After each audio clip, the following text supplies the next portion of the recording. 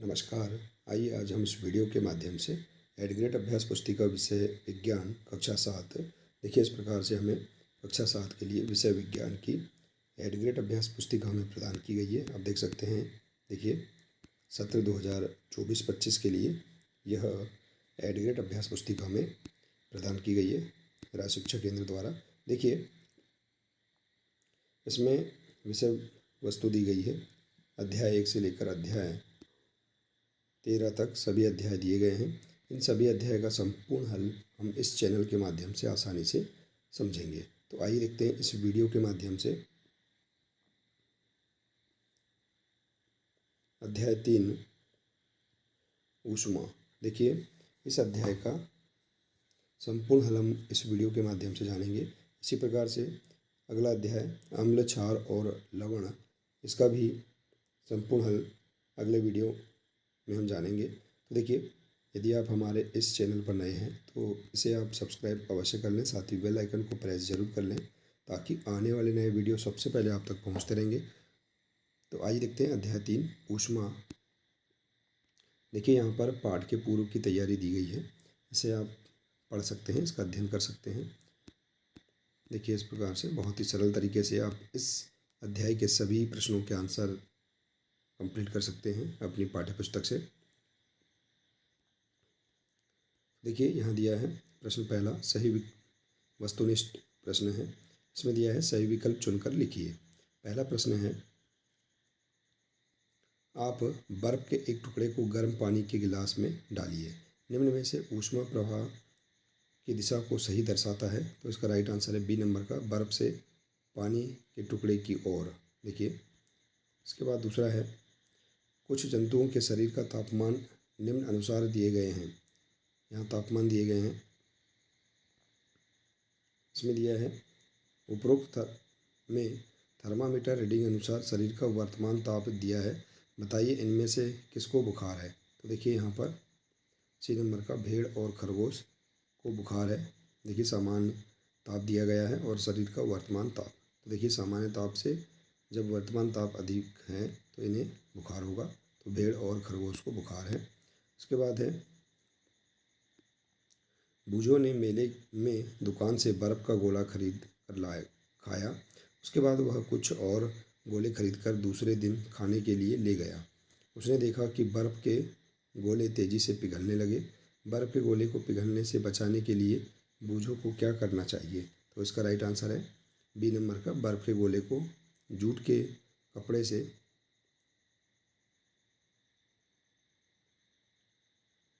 लपेट कर रखना चाहिए।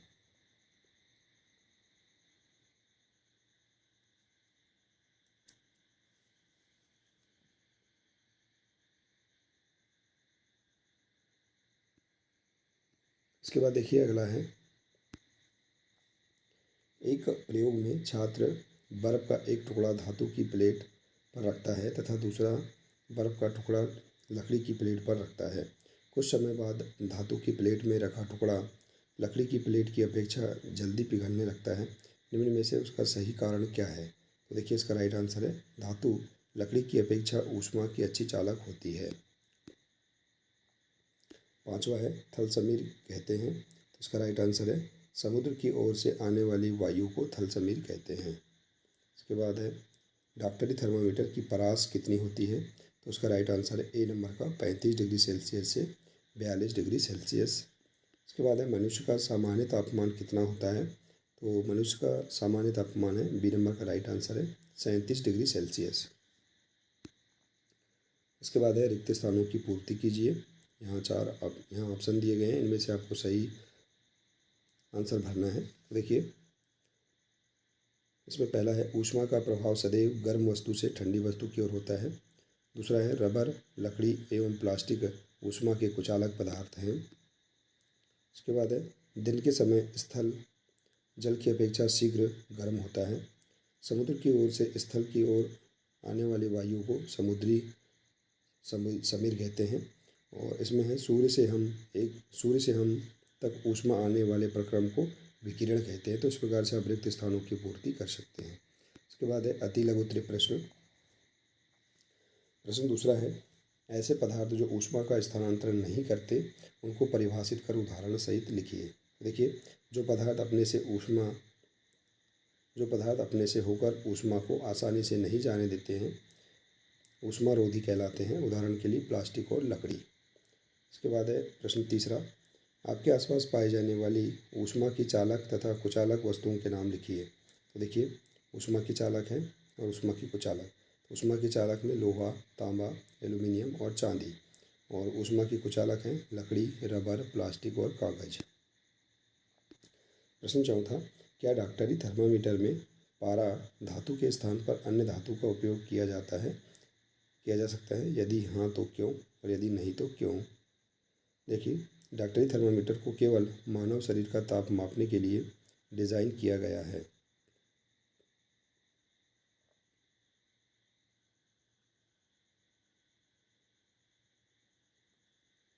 इसके बाद देखिए अगला, क्या डॉक्टरी थर्मामीटर द्वारा बर्फ़ के टुकड़े का तापमान मापा जा सकता है? यदि नहीं तो क्यों? देखिए, डॉक्टरी थर्मामीटर द्वारा बर्फ़ के टुकड़े का तापमान नहीं मापा जा सकता, इसलिए कि थर्मामीटर का परिसर 35 डिग्री सेल्सियस से 42 डिग्री सेल्सियस है। इसके बाद है, यदि हम सर्दियों में ऊनी वस्त्र के स्थान पर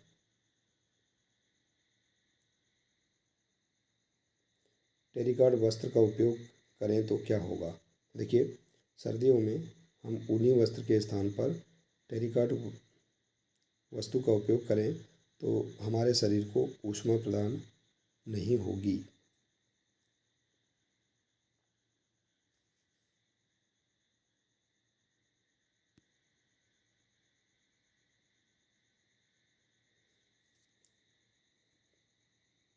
इसके बाद देखिए लघुत्तरीय प्रश्न, कागज के बने प्याले में पानी गर्म करने पर कागज नहीं जलता है जबकि पानी गर्म हो जाता है, क्यों? देखिए, कागज के बने प्याले में पानी गर्म करने पर कागज नहीं जलता क्योंकि कागज के पात्र में जल भरा रहने से कागज का तापमान 100 डिग्री से अधिक गर्म कभी नहीं हो पाता है। प्रश्न 8वां है, बूझों ने समान आकार के कपड़े जिनमें से एक का रंग पीला, एक का रंग सफ़ेद और एक काले रंग का था को धूप में सूखने के लिए एक साथ रखा। बताइए कौन से रंग का कपड़ा जल्दी सूखेगा और क्यों? देखिए, काले रंग का कपड़ा, क्योंकि काला रंग ऊष्मा का अच्छा अवशोषक है। गहरे रंग की वस्तु हल्के रंग की वस्तुओं की अपेक्षा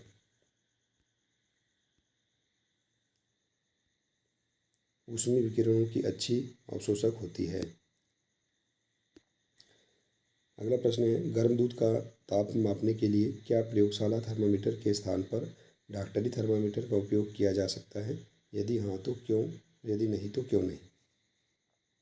देखिए, चिकित्सीय उद्देश्यों के लिए प्रयोगशाला थर्मामीटर का उपयोग नहीं किया जा सकता क्योंकि ऐसे थर्मामीटर 10 डिग्री सेल्सियस से 110 डिग्री सेल्सियस तक के तापमान को बताते हैं। अगला, बूझों ने देखा कि उसके घर में पूड़ी तलते समय तलने वाले बर्तन पर लगा लकड़ी का हत्था निकल गया तो बर्तन को पकड़ने पर वह गर्म लगा। बूझो जानना चाहता है कि वह बर्तन सिरे तक गर्म कैसे हुआ और क्यों?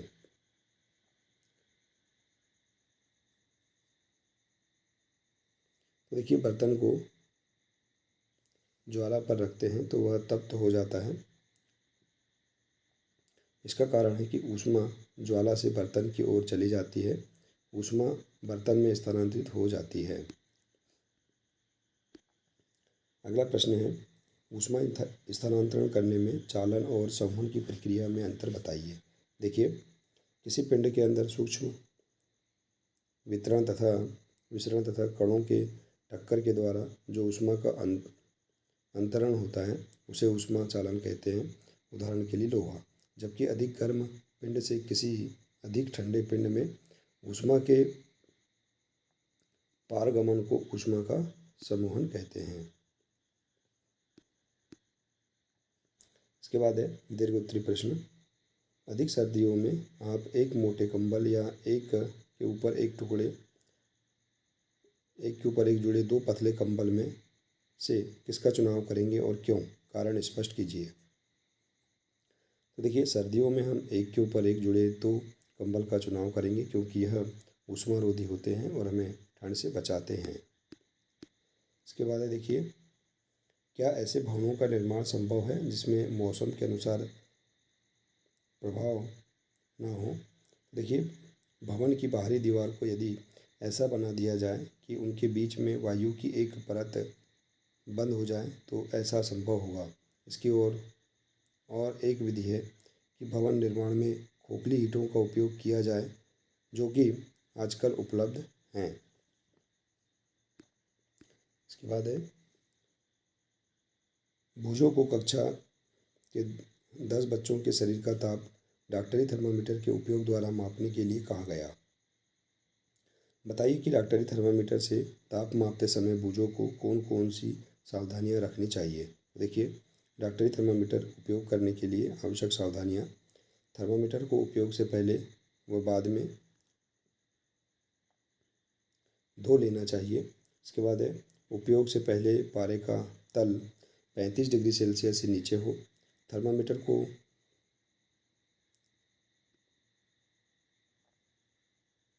लगाते समय पारे का तल दृष्टि रेखा की सीध में होना चाहिए।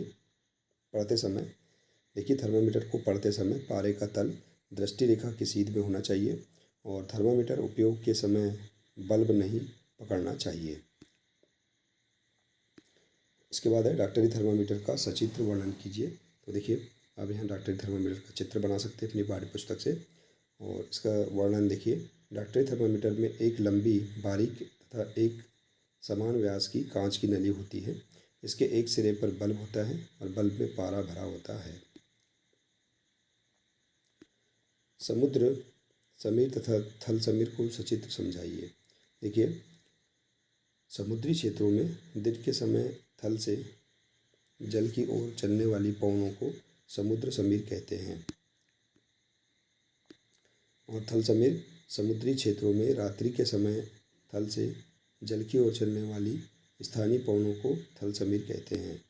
इसके बाद है, डॉक्टरी थर्मामीटर एवं प्रयोगशाला थर्मामीटर में अंतर लिखिए। देखिए, डॉक्टरी थर्मामीटर और प्रयोगशाला थर्मामीटर में अंतर: डॉक्टरी थर्मामीटर से मानव शरीर का ताप मापा जाता है और प्रयोगशाला थर्मामीटर से किसी भी वस्तु का ताप मापा जाता है। इसकी परास 35 डिग्री सेल्सियस से 42 डिग्री सेल्सियस होती है और इसका परास 10 डिग्री सेल्सियस से 110 डिग्री सेल्सियस तक होता है। इसमें विभंग पाया जाता है और इसमें विभंग नहीं पाया जाता है। तो इस प्रकार से आप इसका अंतर लिख सकते हैं। इसके बाद देखिए, प्रोजेक्ट पहला,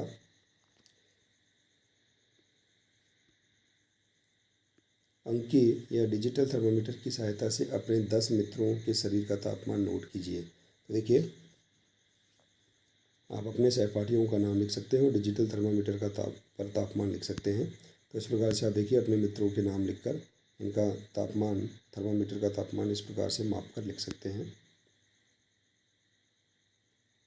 तो देखिए, इस प्रकार से प्रोजेक्ट एक पहले इसे कंप्लीट कर सकते हैं। इसके बाद है प्रोजेक्ट 2।